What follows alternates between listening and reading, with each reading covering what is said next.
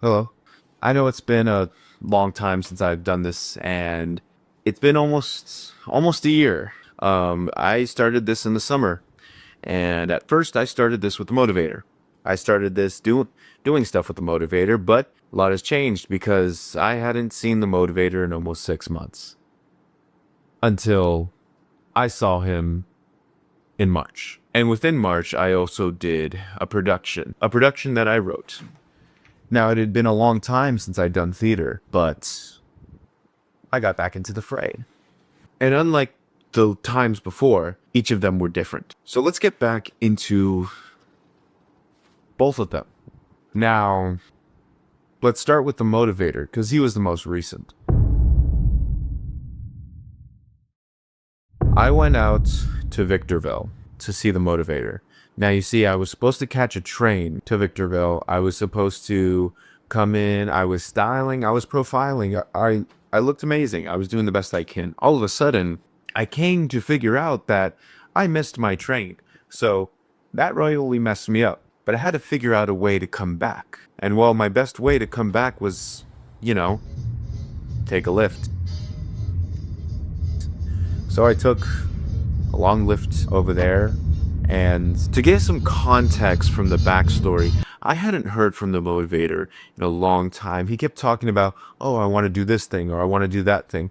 We never really got to do anything. Kept working into my schedule, everything here and there, but I hadn't heard from him. I kept trying to contact him, kept trying to call him, and almost for 3 months, I never got an answer. So I really did think that we were going to part ways until he called me saying, no, we're just in this process. Okay, that's okay. I can understand that. So let's get to business. So we got to business. We started out our business with going to Farmer Boys. We ate, went over the rules, did what we had to do, went where we had to go, and we had a plethora of people. Now, I'm not somebody who likes to talk on to people, but so let me give you some more context. I made it abundantly clear with the motivator what my time was going to be like. I was going to come in on Tuesday and I was going to leave on Thursday. Our day was on Wednesday. So I made that abundantly clear to him. And that's going to come back into the story later. So where do we go from here? Well, we went into our hotel. And as you can see, the hotel itself was decent. It wasn't terrible. There was nothing wrong with it. I really couldn't see too much. The ratings on it weren't bad. But I was supposed to be paid $400, and it was going to be taken out of my check for a day.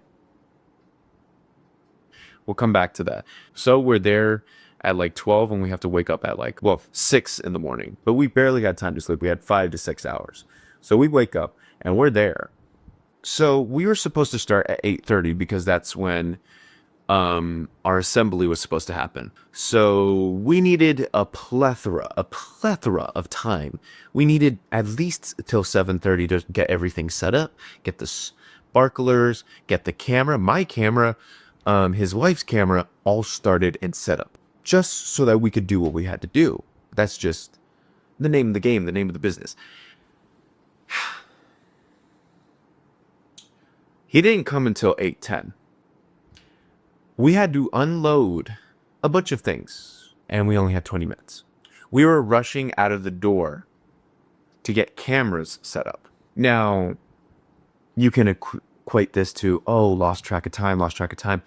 I get if I lose track of time because I don't know what I'm doing. But when you're the businessman, you have to make sure that you are staying on it all day, every day. Now, I wouldn't be making this criticism if I was told the reason why. Would it be traffic? We were in Victorville. Unless you're on the freeway, there is no traffic. We were on the outskirts street to an elementary that I don't think many people go to. So that was the challenges we had to face as of right now. But we ball. I had my camera. His wife had his camera, and we were doing our thing. Obviously, with the video that I showed you, we were getting ready. And trust me, everything looked perfectly fine. Now, you see, I'm not somebody to make statements on many things. I'm somebody who likes to keep himself... I'm somebody who likes to keep himself out of relations or things of that matter. But when I tell you I see these kids holding their trays, walking in single file lines. Now, as kids, we've all done this. And that's normal. We've all walked in single file lines. But when I saw these kids, I swear to you, I felt like they were in prison. It looked like they were in prison. It looked like, and I told him, and I can quote this, I told him this, or it looks like meat going into a meat grinder. But when I said that, nothing was said. And I started to realize what type of education system we have here, who we're equating to. We're not teaching kids to be masters of their own art or to be open thinkers. We're teaching them to fall in line to eat whatever slop we have and to just produce whatever we're giving them. Now, am I making some grave revelation to you guys? No, of course not.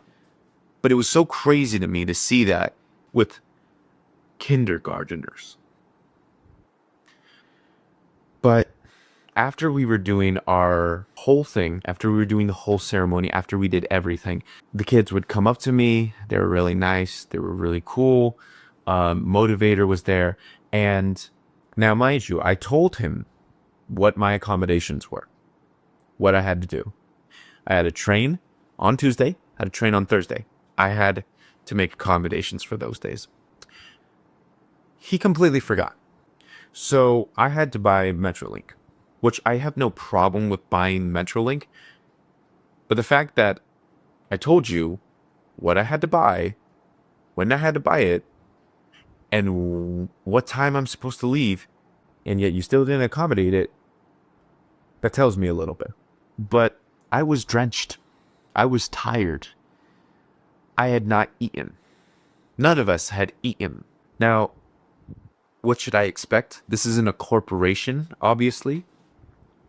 But even as a small business owner, you tend to give your people lunch breaks. And trust me, I'm going to hear this argument when I post this. Oh, it's a small business. Oh, the show must go on. The show must go on. Yeah, the show was over. But here's my criticism. Here's my other criticism that I'd like to say. The show must go on. Why is it that you come in at 8:10 instead of 7:30? Because we had to get ready. But we had to rush it because you didn't want to come on time, obviously. But that's just me. That's just me. So I take the Metrolink all the way home, tired, beaten. I come home, tired, beaten. I was given $250. $250 for my labor. With the hotel accommodated for, he accommodated for my hotel, he accommodated for the food. Thank you. I could have done that myself. And I started to realize that I got stiffed. Because the hotel wasn't $150 worthy, because he told me I would have given you $400. But the food's about 20. The food's about 20, maybe 30. The room was about 75. Oh, and even more than that, it was 2-bedroom, mind you. It was a 2-bedroom. So I wasn't just on my own room, right? I was sharing it with somebody else. I didn't have my own accommodations. If you had given me the $400 like you told me you were going to give me, then we would have had something. But no. You stiffed me $50. It's like, oh, well, it's just $50, just $50. No, it's not just $50. It's $50 I could have put into my own accommodation. I could have put into my own pocket. Because you obviously knew the business. You obviously say that you know the business. When I met you, you said you knew the business. So where do we go from there? Now, do I want to work with you again? I'll think about it. Because I've been doing this I only did this another day. And I still know my worth. But really not looking forward to coming back. Now, you can call me spoiled and you could call me whatever you want. But again, I put in the work. When I realized I lost my train, still came in. Still put in the money, put in the effort. But you didn't treat me like I did. So, anyways, let's go on to Long Beach Playhouse. So, Long Beach Playhouse was intricate. I did Long Beach Playhouse about a year ago, and it was my first time ever doing something outside of my high school theater.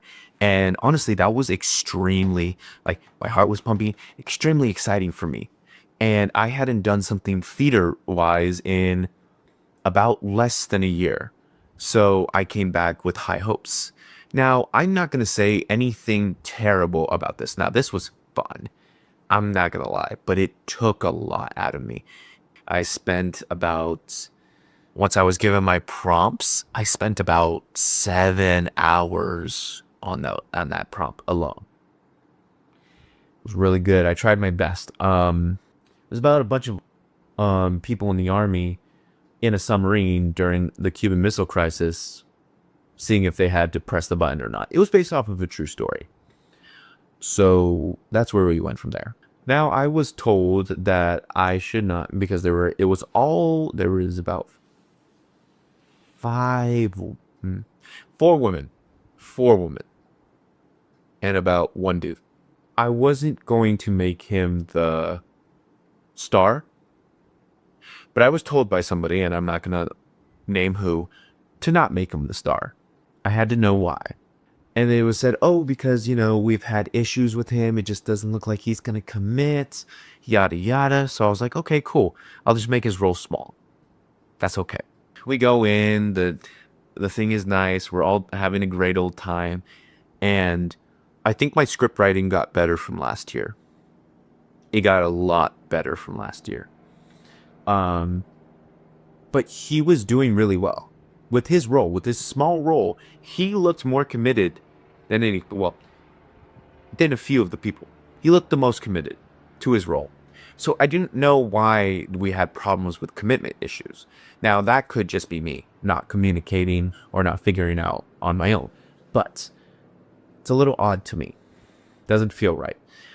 So overall, it was pretty small. It took about a day. The rules are you get to write within from 6 p.m. to 6 a.m. and you were given about a 15-page limit.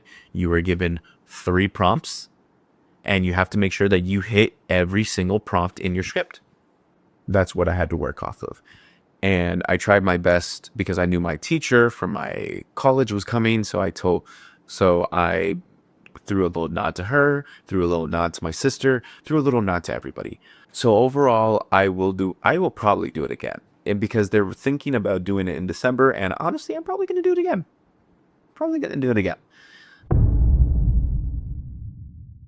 If you are within the 100 people who are on this account, you have obviously noticed that this isn't the original account.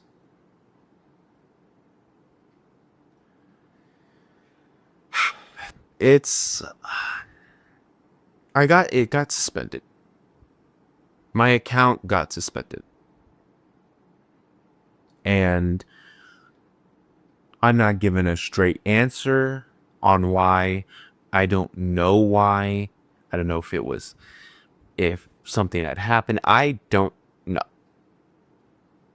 But it sucks because I had spent 7 years on that account. 7 years from 7th grade to now, building up. And it wasn't until recently where I started building up my audience so that I could make videos like this. And that sucks. But the truth is, I'm going to keep building. I am going to keep making this, and I am going to keep making videos like this because I am not done. I am nowhere near done. I just started. A lot has happened within this month. I'm going to tell more stories because this is what I want to do. I want to be able to show my art. what I'm looking to do in the future is to do films, write scripts, create content. And it sucks that I lost an account that had all of it, but I'm going to keep building, and this isn't going to stop me. So this is my declaration. I'm going to make sure that I'm going to keep making content and doing the best I can. So